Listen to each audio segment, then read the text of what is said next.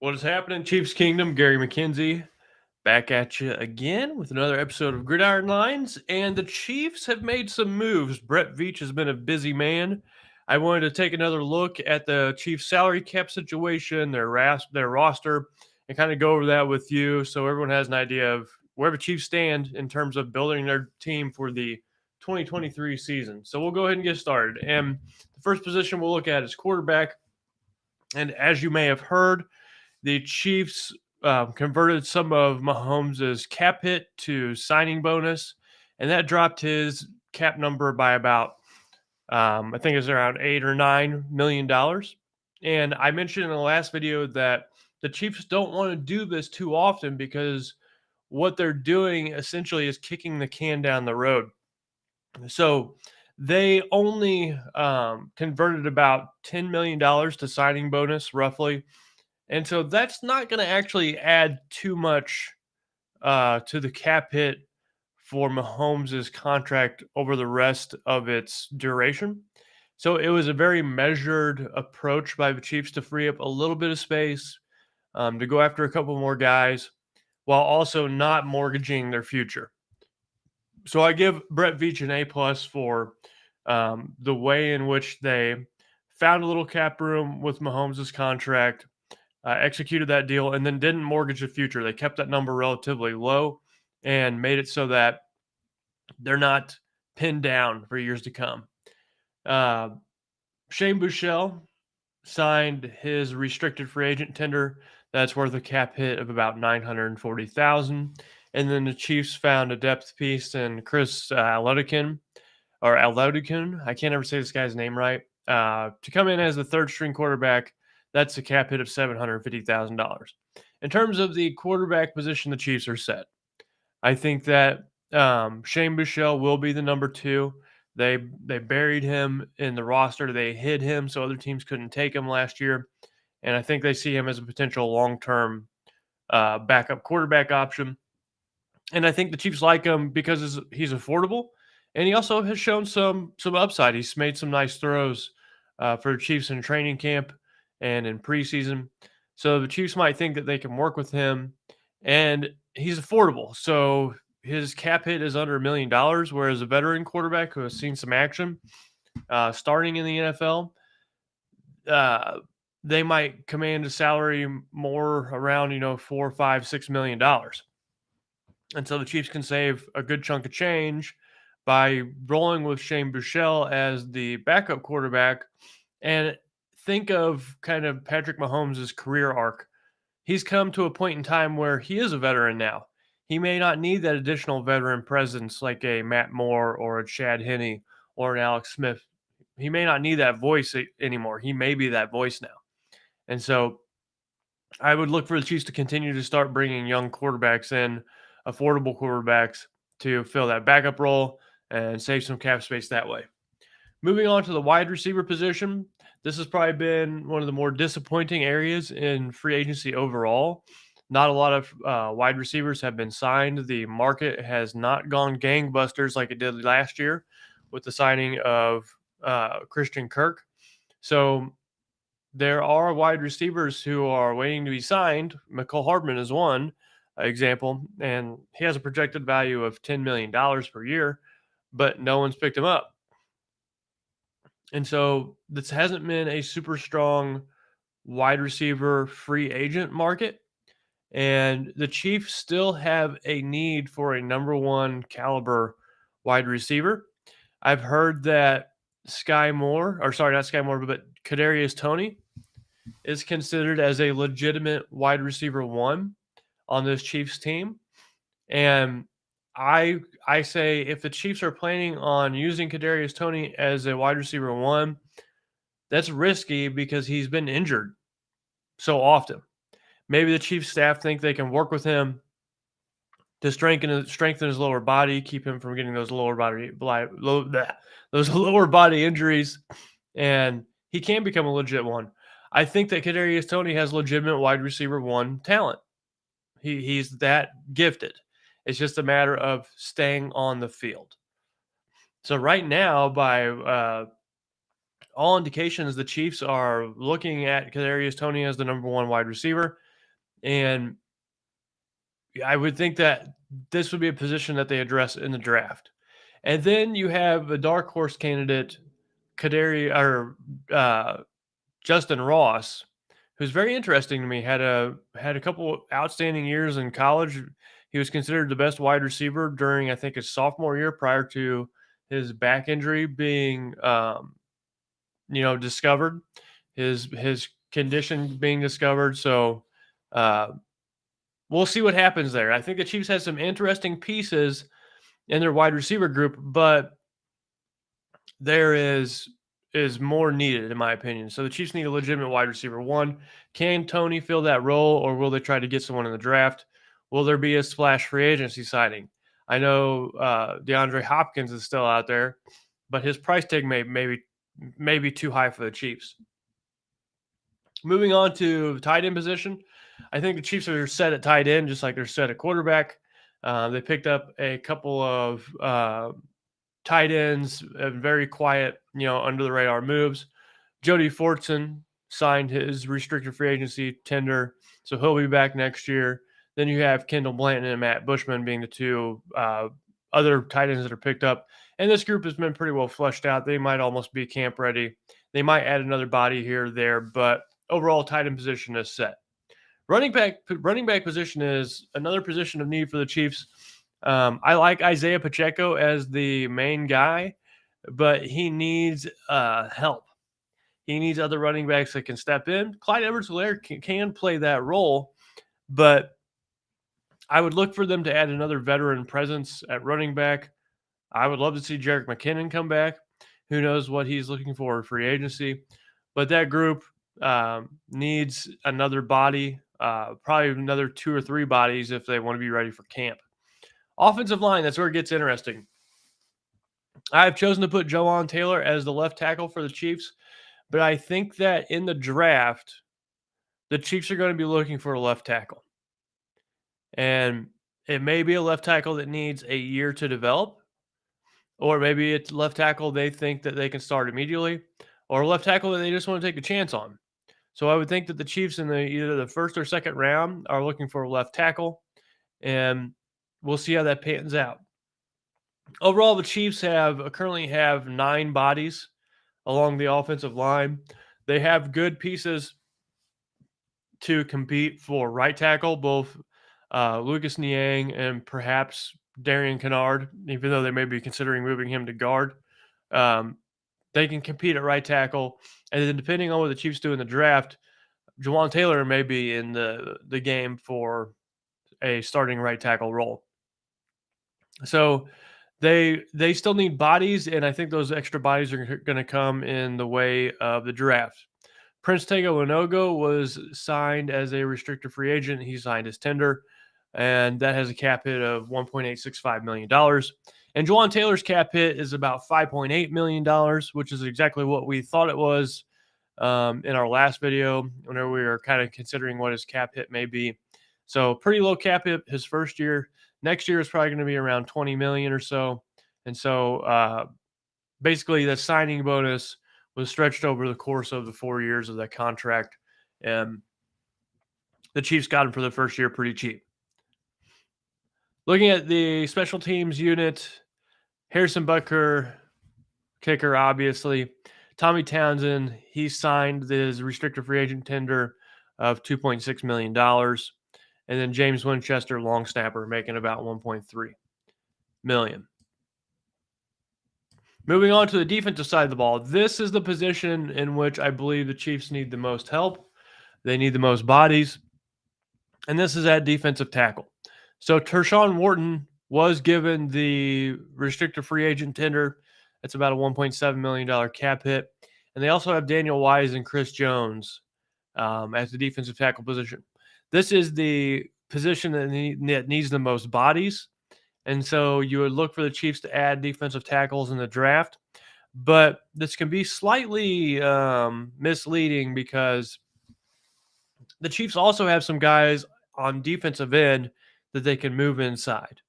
So Charles Omenihu, who was picked up from the 49ers, and then George Karlaftis, Michael Dana, like each one of these guys can move inside.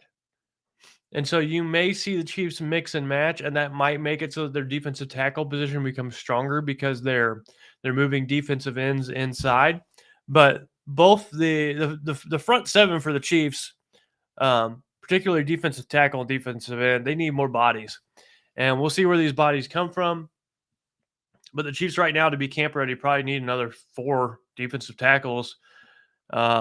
And Chris Jones, you don't want to see him taking another, 70, 80% snap percentage on the defense again, especially as he's getting older. So, defensive tackle, need more bodies, need more talent to pair up with Chris Jones. And that's a group that probably is going to be focused on in the draft, along with defensive end. So Charles Omenihu signed his deal with the Chiefs. It's a very good deal, a very good contract for the Chiefs. About $4.85 million in total cap, 8.6 dead money this year. But that's a really good 2-year contract. And I think that in terms of replacing Frank Clark, I think this is a pretty good move. I think the Chiefs got better along the defensive end by releasing Frank Clark and signing Omenihu. So I think they got better there at the defensive end position. I think they're going to be better because Karlaftis will have another year under his belt, more experience. And then regarding the defensive tackle, going back to defensive tackle, I think they actually got worse at defensive tackle because they lost a guy like Colin Saunders. They need to flesh out their depth. And so this is an interesting group to watch going forward with the Chiefs to see what they do in free agency. I'm projecting that the Chiefs go really heavy in the draft on pass rushers, defensive tackles. They try to address this position through the draft, and we'll see how that goes. But definitely 2 positions I'm watching to see how Brett Veach manages them going forward. Regarding the linebacker position, I think this position is set. Need a couple of bodies for camp. But overall, I think this is a very strong group. So the Chiefs signed Drew Tranquil, and if you have watched much of his tape, you're going to come away very impressed. I was very impressed by his play last year. I thought Drew Tranquil is an exceptional coverage linebacker, and so this gives Spagnuolo another chess piece to work with, who is really good in coverage defense. And so you would look for Drew Tranquil to maybe step in some on 3rd down. And he's going to be a welcome presence. Chiefs fans are going to like the way Tranquil plays. And so the Chiefs have a 3-headed monster at linebacker with Bolton, Willie Gay, and Drew Tranquil. Those are 3 pretty dang good linebackers. And then throwing a guy like Leo Chenal who can come in and do spot duty, and he'll be improving. He made some huge plays in the playoffs for the Chiefs. Leo Chenal did. So this linebacker group is, in my opinion, the strength of this Chiefs defense and will be the strength of the Chiefs defense next year. And so I think this group is set other than adding some camp bodies. So linebacker position's looking really good. In terms of the cornerback position, I think the Chiefs have enough bodies here to feel comfortable going into the draft where they don't have to make any reaches or they don't have to fill any gaps. They currently have 6 cornerbacks signed for next year. L'Jarius Sneed being the best of them, but Trent McDuffie's kind of knocking on the door. You got Joshua Williams and Jalen Watson, and Nazeeh Johnson rounding out those 4 rookies that were playing in the secondary last year for the Chiefs. And then you have DiCaprio Bootle, who's been a replacement level player, but has some upside that some of us here at RGR Football like.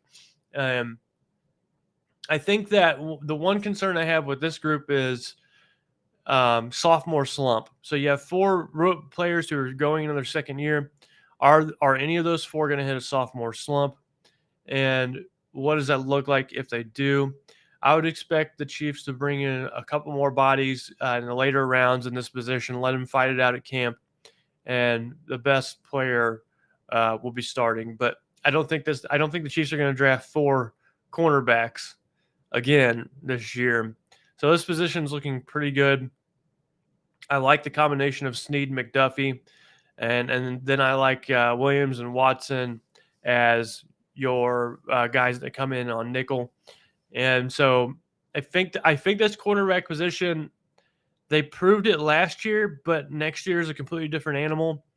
And in terms of guys that are really, I think, are are going to be proven, and I have a high amount of confidence in, Ladarius Sneed and Trent McDuffie are the two. So the rest, I want to see what they do next year. And I'll be honest, I'm a little concerned about this group, but they also have the potential to prove me completely wrong and play an outstanding second year. Next, moving on to the safety position. Chiefs currently have three safeties under contract: Justin Reed, Brian Cook, and Mike Edwards. Mike Edwards is kind of sneaky pickup. He's a ball hawking safety, pretty decent player. We'll see what he can bring to the team. Then you've got Justin Reed and Brian Cook. I think this group will need more bodies for camp, obviously. But overall, I think that the safety position, you may be able to have some improvement in the draft, but I don't think the Chiefs have to swing for the fences on this one. So looking at our priority, this is the same priority we had going into the off season. So I haven't changed any of these. Left tackle, I'm going to put question marks by left tackle. I'm going to do that because maybe the Chiefs found their left tackle in Jawan Taylor. And so we'll see how that pans out. Regarding wide receiver, that's still a need for this team that hasn't been addressed in free agency, and the draft is coming up. So I'm curious at what Veach's plan is for that position, because Mahomes needs weapons to throw to. And I would like to see, another high quality wide receiver picked up by the Chiefs that has potential to be a number one. Defensive end, I'm still going to say that is the third priority in terms of what the team is looking for. They need more pass rushers and they need help. But I'm actually going to keep this as a high priority. Just because I think pass rushers are at such a premium. The Omenihu pickup was awesome, but they still have work to do. And I'm going to keep that at high. However, I am going to move the defensive tackle position up to the fourth need for this team. And I'm going to move right tackle down to the fifth position of need. I think right now, with the lack of bodies the Chiefs have at defensive tackle position, this is becoming more of an issue. And so going into the draft, I think the Chiefs need to look at picking up defensive tackles to help bolster the depth of that group. But the other four positions of need: right tackle, safety, running back, and quarterback, I'm keeping those in the same priority, in the same ranking. And so going into the draft, I think the Chiefs' main positions of need: left tackle, if they're there.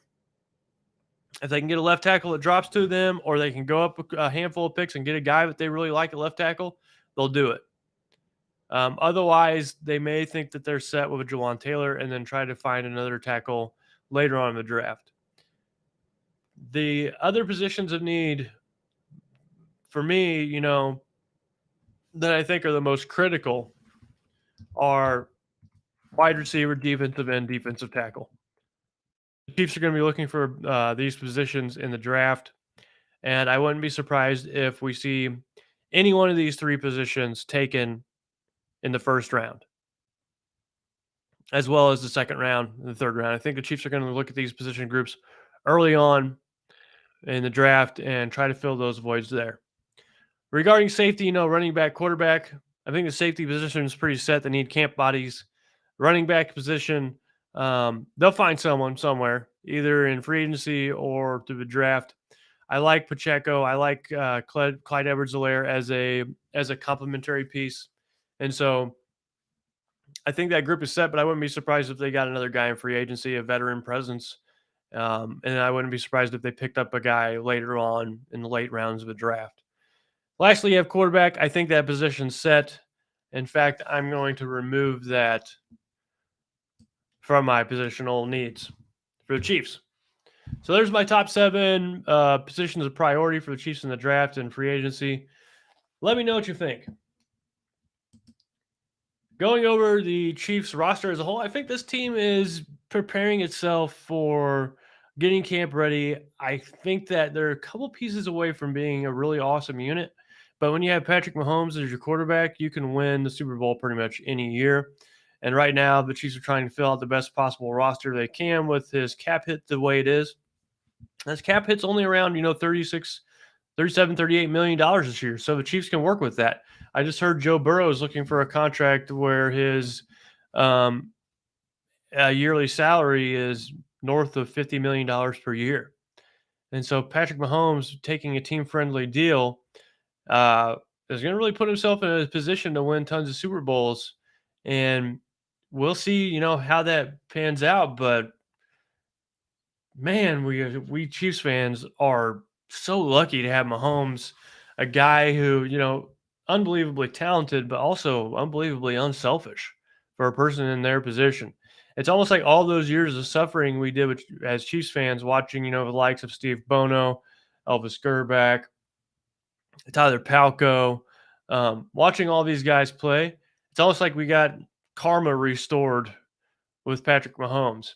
So that's really all I got for this video. I appreciate everyone for stopping by. And make sure that if you like what you see here, that you like this video. And then subscribe if you haven't done already. We're trying to get to 30,000 subscribers. It'd be awesome when we hit that goal. Also, like to thank you for being patient with me today. I had a downtime last night with my full-time job, and I'm a little bit tired. I got up really early this morning to cut this video. So I appreciate you all bearing with me. But that's all I got. This is Gary signing out. Take it easy. Have a good rest of your